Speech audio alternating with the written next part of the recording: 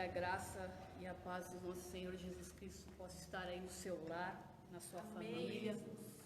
Que nesse tempo de tantas coisas acontecendo, que você possa se encontrar principalmente no seu interior com a paz do Senhor. Amém? Amém.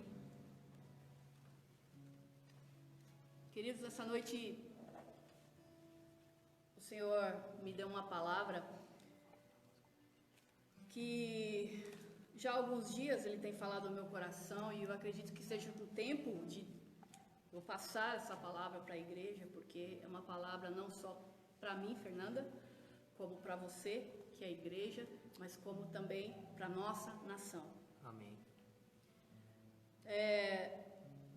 Eu estava trabalhando até semana passada, semana retrasada, faz uma semana e pouco que eu estou parado.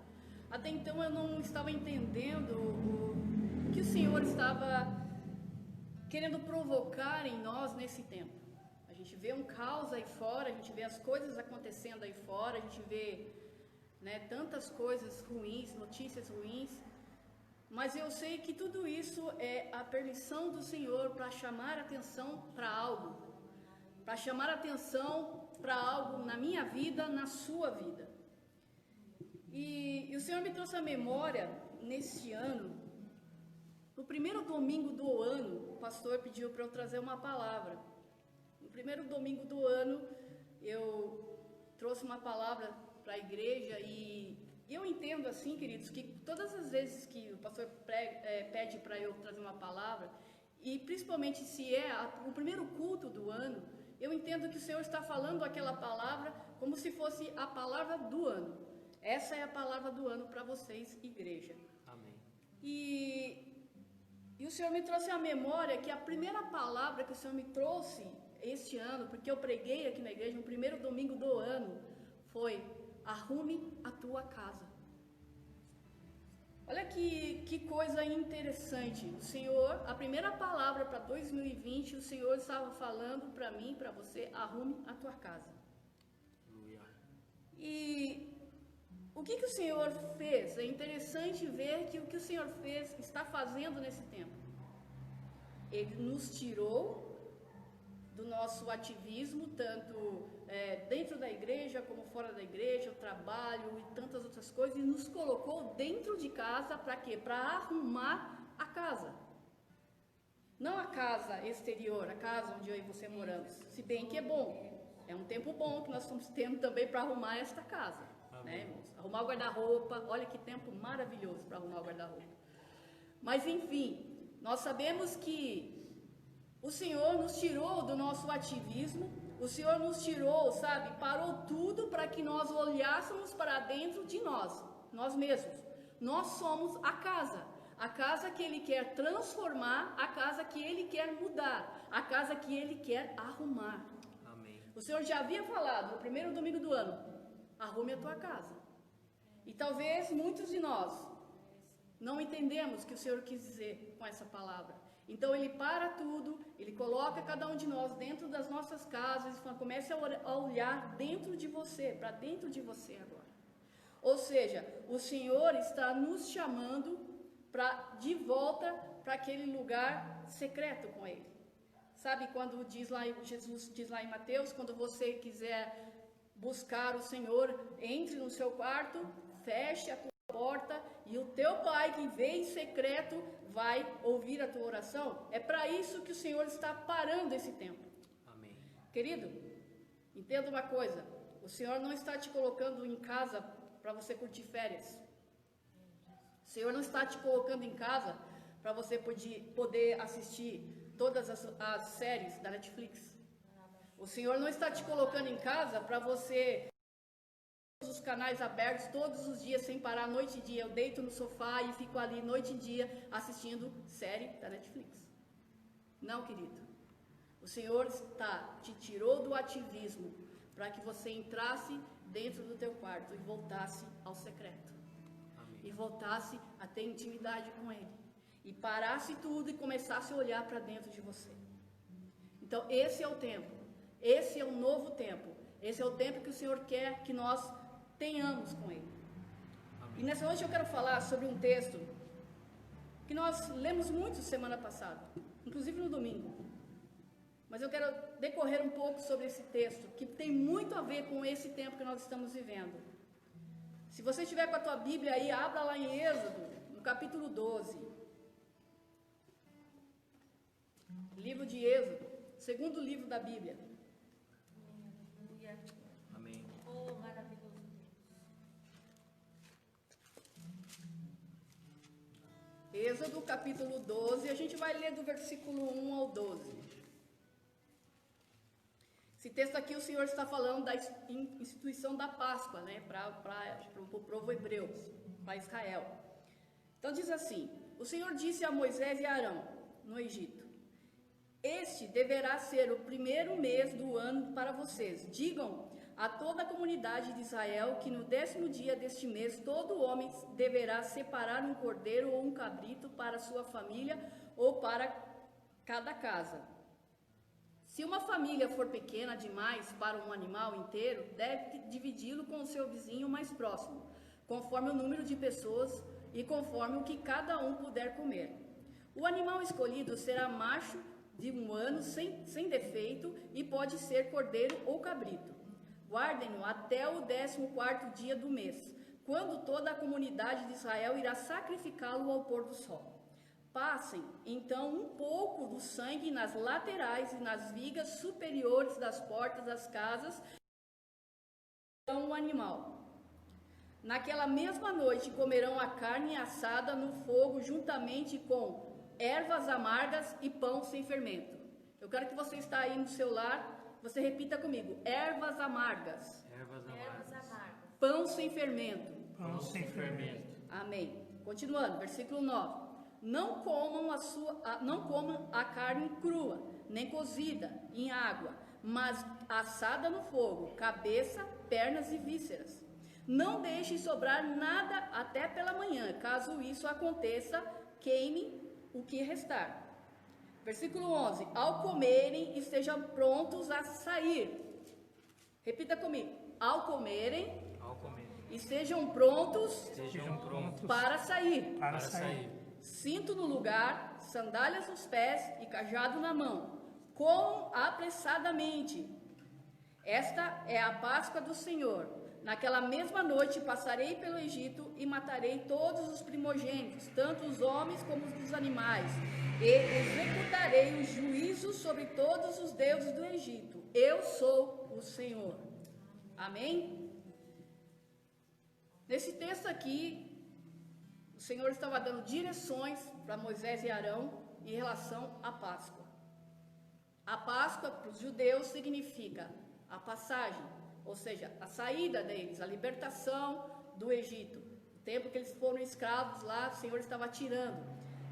Essa última praga, chamada praga da morte dos primogênitos, foi o ápice de toda a coisa. O Senhor falou: olha, vocês vão pegar um animal, vocês vão sacrificar esse animal e vocês vão passar o sangue tipolizando, porque tudo aqui, queridos, tem um símbolo, é tudo uma tipologia. Aqui algo está afirmando algo que ia acontecer depois, que nós sabemos que é a morte e a ressurreição do Senhor Jesus Cristo, o Cordeiro Santo de Deus, o Cordeiro Santo de Deus que morreu por nós na cruz. Mas aqui ele está falando, você vai pegar o sangue, vai passar nos umbrais, ou seja, nas vigas, nas laterais, em cima da sua porta, para que quando o anjo da morte estiver passando sobre o Egito, ele não entre na tua casa. E ele está falando nesse tempo, é o tempo de você ficar na sua casa, junto com a sua família, de você ficar à mesa, de você fazer algumas comidas, e você ficar ali esperando ver o que o Senhor irá fazer, a libertação que o Senhor trará sobre vocês, judeus, vocês hebreus, e quanto o Senhor vai vir sobre o Egito como uma praga terrível. E esse texto ele tem muito a ver com os nossos dias. Algumas coisas elas nos trazem para os nossos dias o que nós estamos vivendo hoje. O que está acontecendo hoje? Hoje nós somos tirados de dentro das nossas igrejas, fomos tirados de dentro dos lugares onde nós estamos acostumados a viver, do nosso trabalho, e nós fomos colocados dentro da nossa própria casa. Ou seja, fique ali dentro de casa, fique ali. A noite que o anjo da morte veio sobre o Egito foi uma noite terrível. Havia choro por todos os lados, porque você imagine, mães perdendo seus filhos. O anjo da morte passou em todos os lugares aos quais ele não via o sangue do cordeiro. E houve uma noite que jamais o Egito pôde ver. Jamais o Egito viveu uma noite tão terrível como essa. Então o Senhor falou para o povo, olha, fique aí dentro, fique aí, pegue lá o seu cordeiro, sacrifique. Se o cordeiro for muito grande, você chame o seu vizinho para comer junto com você, mas fique dentro da sua casa. Enquanto tudo isso, esse caos acontece. Esse caos aí fora está acontecendo. Queridos, tá claro, é tão claro isso para mim, que é esse tempo que nós estamos vivendo. O Senhor está falando, eu estou tirando vocês do meio secular, do seu trabalho, das suas coisas que você tem que fazer no seu dia a dia. Tirei você de dentro da igreja, do seu ativismo, da sua correria, porque eu tenho que fazer, porque eu tenho que falar, porque eu tenho que cantar, porque eu tenho que tocar, porque eu tenho que pregar, porque eu tenho que dar aula, porque eu tenho que fazer um monte de coisa, e estou parando você, estou dando um start. Para agora e me ouve. Ouve o que eu tenho para falar para você. E essas simbologias existem hoje nessa questão de que nós estamos aqui bem parecidos com o povo de Israel num tempo de caos. Num tempo em que nós estamos esperando algo acontecer para que nós possamos sair novamente. Para que essa praga vá embora e nós possamos sair e voltar à nossa vida normal. Mas o Senhor, Ele tem um propósito com tudo isso. Um propósito muito grande mesmo. Queridos, no versículo 8 ele fala, naquela mesma noite vocês comerão carne assada no fogo, juntamente com ervas amargas e pão sem fermento. Carne assada, comam da carne assada. O Senhor nos colocou dentro de casa para comer carne assada. Não estou falando para você que você tem que fazer churrasco todo dia. Não é isso que o Senhor está falando aqui. Ele está falando que Ele te colocou dentro de casa, no sentido espiritual, para comer do pão vivo que desceu do céu. Quem é o pão vivo que desceu do céu? Senhor Jesus Cristo. Glória a Deus. Em João 6,51 ele fala, eu sou o pão vivo que desceu do céu. O Senhor está falando, eu te coloquei dentro da tua casa, eu parei tudo para que você comece a comer desse pão. E comece a se fartar, a se encher desse pão. Para que algo no seu interior comece a mudar. Algo no meu interior comece a mudar. E aí ele fala, juntamente com ervas amargas e pão sem fermento. Qual era a simbologia que tinha aqui com Israel? Por que Deus pediu para eles comerem ervas amargas? Porque simbolizava o tempo da escravidão que eles ficaram no Egito. Os dias amargos em que eles viveram debaixo da escravidão do Egito. E por que pão sem fermento? Porque eles teriam que comer, o Senhor falou, fica aí dentro, façam o pão, não daria tempo de fazer o pão com fermento, porque até ele crescer, não daria tempo do povo comer, porque eles iam sair às pressas. Quando o Senhor desse a ordem, agora é a hora de sair, eles iam se levantar, pegar tudo que tinha e ir embora. E aí o que aconteceu?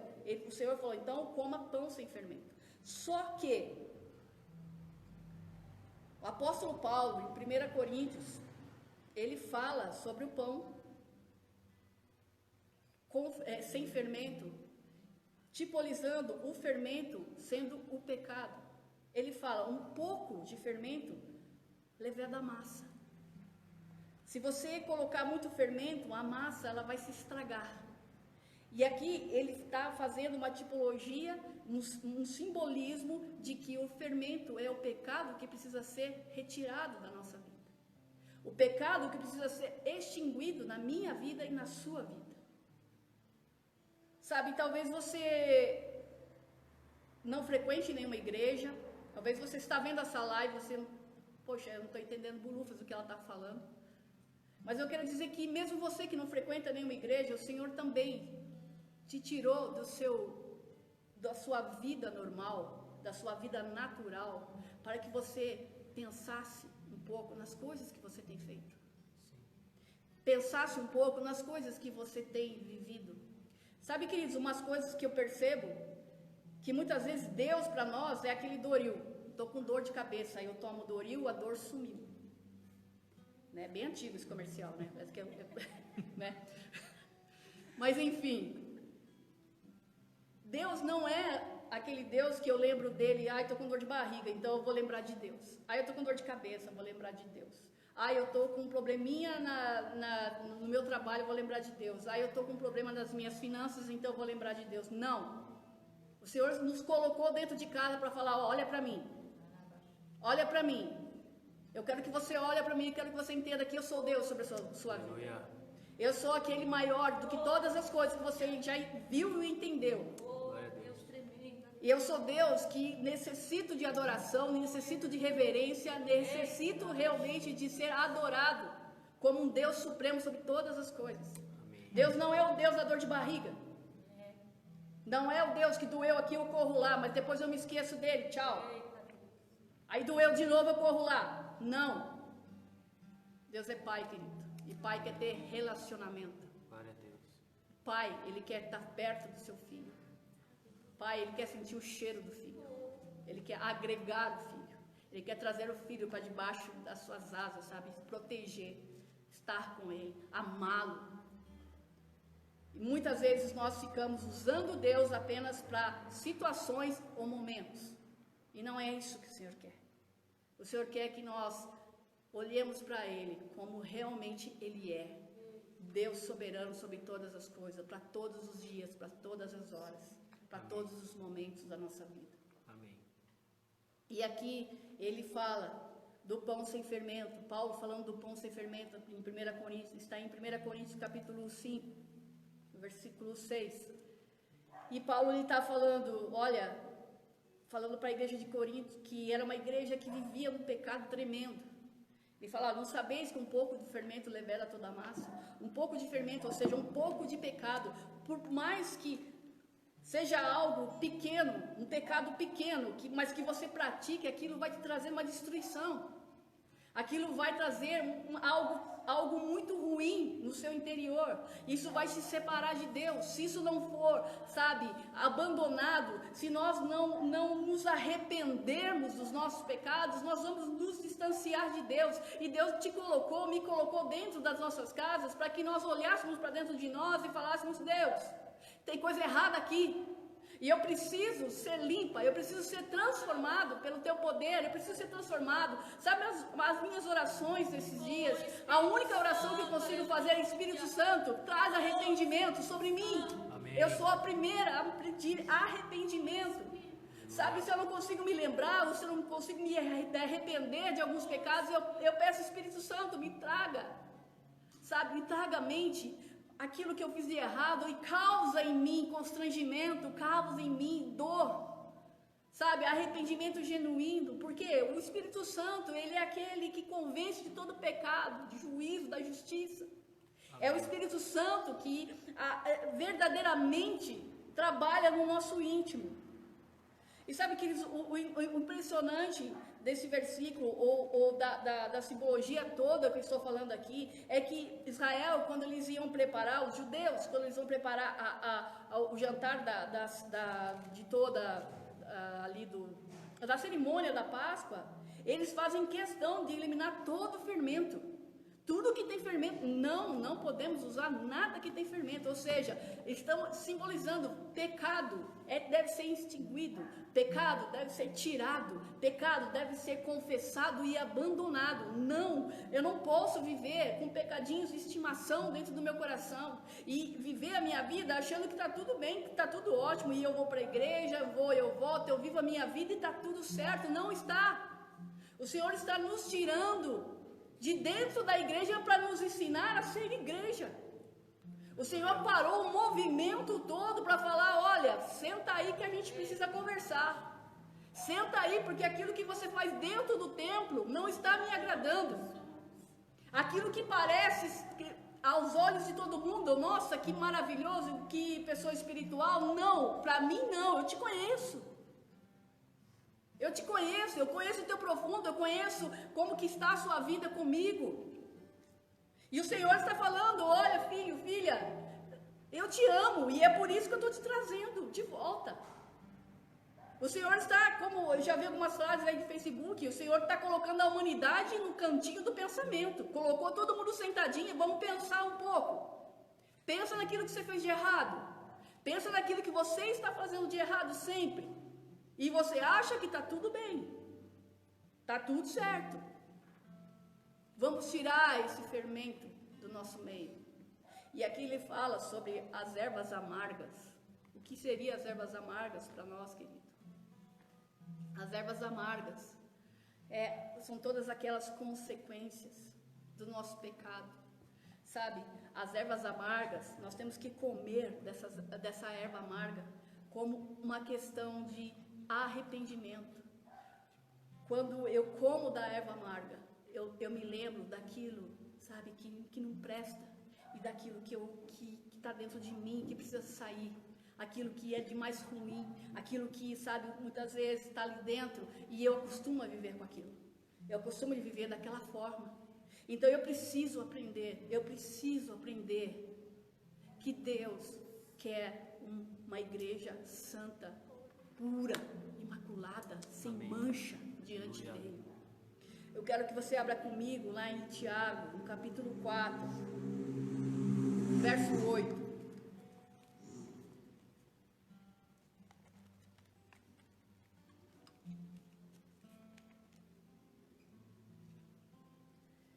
Tiago 4, verso 8 ou verso 10.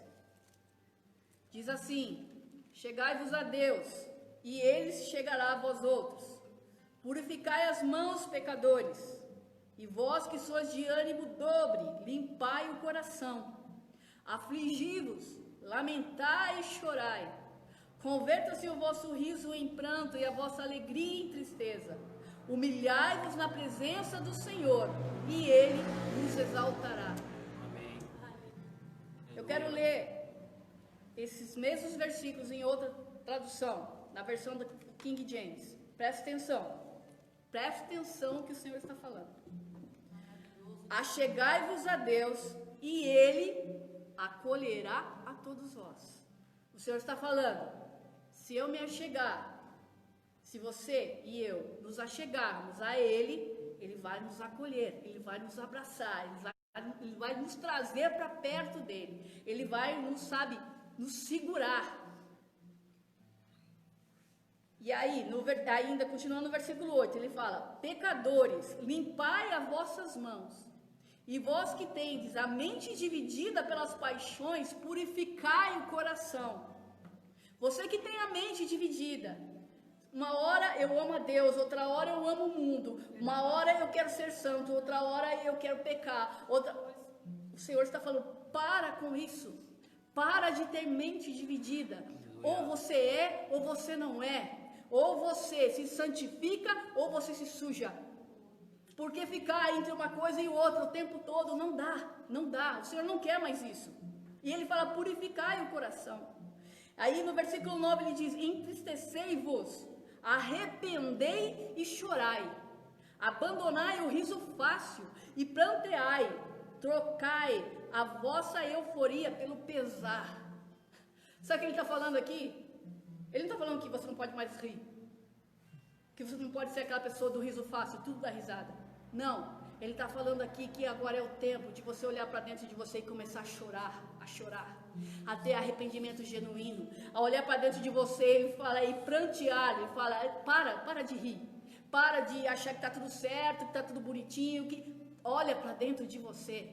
Ele, queridos, antes de falar com você, ele falou comigo, falou, Fernanda, olha para dentro de você, para e começa a olhar para dentro de você e começa a se arrepender dos seus pecados, porque esse é o tempo que eu fiz para que você fizesse isso, para que você tivesse esse tempo comigo, e esse é o tempo que Ele está dando para a igreja, esse é o tempo que Ele está dando para você. Você não vai em nenhuma igreja, tudo bem, mas é o tempo que Ele está dando para você se arrepender dos seus pecados, e você sabe qual é os seus pecados, e você sabe aquilo que tem feito que não tem agradado a Deus.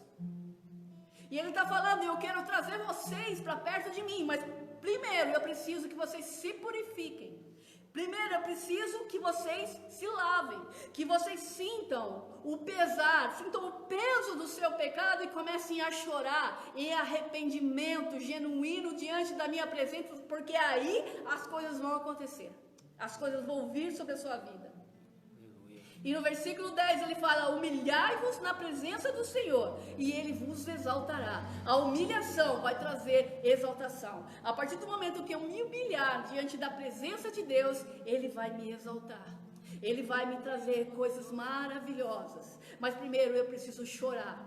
Eu preciso me arrepender dos meus pecados. Eu preciso dizer: Senhor, eu sou isso aqui, ó, que o Senhor está vendo, e eu preciso mudar. Eu preciso mudar, mas de dentro para fora.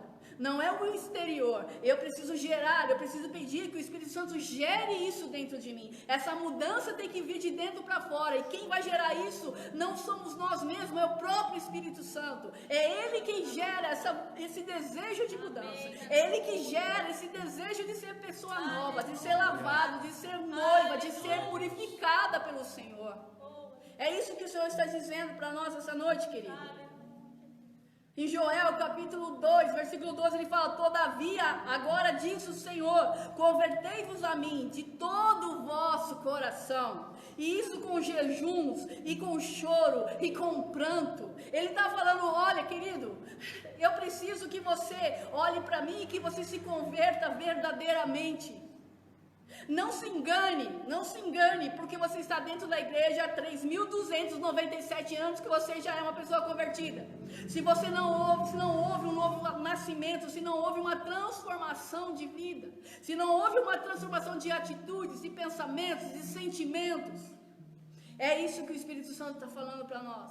É isso que o Espírito Santo quer falar para nós nessa noite. E sabe, no versículo 13 de Joel, se você continuar lendo, ele vai falar: eu não quero que vocês rasguem as suas vestes, eu quero que vocês rasguem o seu coração.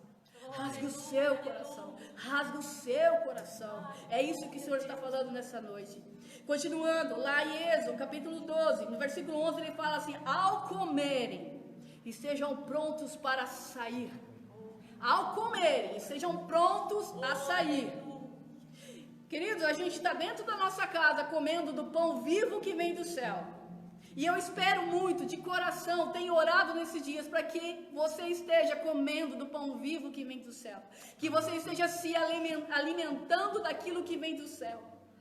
Que você esteja se enchendo do Senhor plenamente, aproveitando muito esse tempo. Aproveitando muito esses momentos que o Senhor deixou preparado para cada um de nós. Que você esteja se enchendo. E Ele fala: ao você comer, quando vocês comerem, estejam prontos para sair. O Senhor está falando, querido, que hoje, eu e você, nós estejamos comendo do pão que desceu do céu, nos alimentando, nos fortalecendo, nos enchendo dele, para que quando tudo isso passar, nós possamos sair e começarmos a ser igreja lá fora, porque igreja aqui dentro é fácil ser, mas Ele quer que a gente seja igreja lá fora. Qual é a diferença que eu e você vamos causar lá fora? Qual é a diferença que eu e você vamos causar na vida das pessoas que estão ao nosso redor, depois de tudo isso? Há pessoas aí dizendo que o mundo jamais será o mesmo depois dessa pandemia. Se você vê o noticiário, nossa, o mundo pós-coronavírus vai ser outro. Amém? Que seja outro, mas de pessoas melhores. De pessoas que realmente entendem o sentido da vida. No sentido de ser, cristão, no sentido de ser igreja, no sentido de ser uma pessoa melhor todos os dias. Mas não uma pessoa melhor porque eu quero ser melhor, porque eu preciso ser melhor, mas ser uma pessoa melhor mediante o poder do Espírito Santo de Deus. Porque ninguém é melhor, querido, ninguém consegue ser melhor se não tiver o Espírito Santo de Deus sobre a sua vida, se não deixar o Espírito Santo de Deus agir. Amém. É isso que o Senhor está falando para nós hoje. E Ele fala assim: ó, sejam prontos para sair, cinto no lugar, sandálias nos pés e cajado nas mãos. Isso não te lembra alguma coisa? A mim lembrou Efésios 6, armadura de Deus, revestidos de toda a armadura de Deus. E quando a armadura de Deus cingindo, o cinto, o cinturão da verdade, sendo pautado, sendo seguro, sendo, totalmente estacado na que é a palavra de Deus. Os pés, o que ele fala? Efésios 6 fala dos pés, calçados com a preparação do evangelho da paz, calçados, sabe, na palavra do Senhor, calçados na palavra do Senhor, anunciando as boas novas, anunciando que Jesus, Ele é soberano, que Jesus morreu, ressuscitou e que Ele tem vida nova para qualquer um que queira se chegar a Ele. É isso que ele está falando para nós. E ele está falando o cajado tipologia, ele está simbolizando o quê? Espada do Espírito. Abra sua boca para falar, para denunciar o pecado, para falar isso está errado na minha vida. Não é muitas vezes denunciar o pecado do irmão, querido, mas denunciar o meu pecado, o seu pecado. Sabe, olhar para dentro, poxa, eu estou errado, poxa, eu estou fazendo coisa errada. É fácil olhar para o meu irmão, você está errado, mas se dentro de mim eu continuo fazendo as coisas da mesma forma, eu não tenho mudança. É isso que o Senhor está falando, e você percebe que tudo gira em torno da palavra. E quem é a palavra? Quem é a palavra? No princípio ele era o verbo se fez carne, o verbo ele era Deus, o verbo estava com Deus, o verbo, a palavra, Jesus. Desde o princípio, Jesus, eu tenho que estar pautado nele. Eu tenho que estar pautado naquilo que ele é para a minha vida. Queridos, o Senhor está falando para nós, e existe um versículo nesses dias, nós temos falado, nós temos lido, nós temos ouvido tantas pregações, sabe, esses dias eu ouvi um pastor pregando e ele falou, ou transformado ou deformado. O Senhor está usando uma situação de uma pandemia para parar tudo, para colocar a gente dentro de casa, para olhar para o nosso ser e sabe, começar a olhar para dentro de nós que está errado e começar a querer mudar. Ou eu dou ouvidos a isso, ou eu continuo sendo aquela pessoa deformada de sempre, achando que vai para o céu, achando que está agradando a Deus com tudo que faz. Muitas vezes está agradando a Deus porque faz 1000 coisas dentro da igreja, mas não é isso que o Senhor quer. Amém. Se o Senhor se importasse com isso, Ele não fecharia a porta da igreja hoje e colocaria eu e você lá dentro de casa para aprender a ser igreja. Aleluia. Ele não se importa com isso. Isso aqui, queridos, é 4 paredes. Isso aqui não tem valor nenhum para o Senhor. O que tem valor para Ele somos nós, eu e você. Eu e você somos igreja. Amém. Nós, igreja que o Senhor quer habitar, igreja que o Senhor quer transformar. Segundo Crônicas 7,14, diz assim, se o meu povo que se chama pelo meu nome, ele está falando de mim e de você, Amém. se humilhar, orar e buscar a minha face, e se afastar dos seus maus caminhos, dos céus, o ouvirei, perdoarei o seu pecado e os seus erros, e curarei a sua terra. Nunca esse versículo foi tão atual. Aqui ele fala uma coisa que eu só vi, talvez você tenha uma tradução aí, só vi em 2 traduções, a Almeida Corrigida e a King James. Ele fala, se você buscar a minha face. Outras traduções falam, se você me buscar. Mas aqui ele faz questão de frisar, buscar a minha face. O Senhor está falando, chega de buscar mão, por favor. Chega de buscar o Senhor. Preciso, Senhor, de um emprego. Senhor, eu preciso de uma cura. Não que ele não goste disso, não que ele não faça isso, porque ele faz. Ele faz. Se você tem fé, ele faz. Ele já fez muitas coisas na minha vida. Deus já me fez tantos favores, assim, quando eu busquei, quando eu criei no que ele poderia fazer, ele fez. Mas agora ele está falando, eu quero que você busque a minha face. E buscar a face, sabe o que é, queridos? É você chegar para uma pessoa e falar, olha para mim. Por favor, olha para mim. É porque eu preciso do teu olhar sobre mim. Eu preciso que o seu olhar esteja sobre a minha vida. Eu preciso que você realmente, sabe, me encare de frente. Olha para mim, Senhor.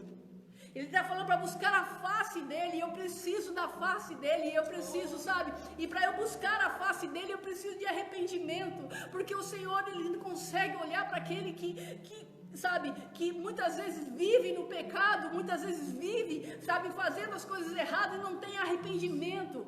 Sabe, Isaías fala que o nosso pecado faz separação entre nós e Deus. Amém.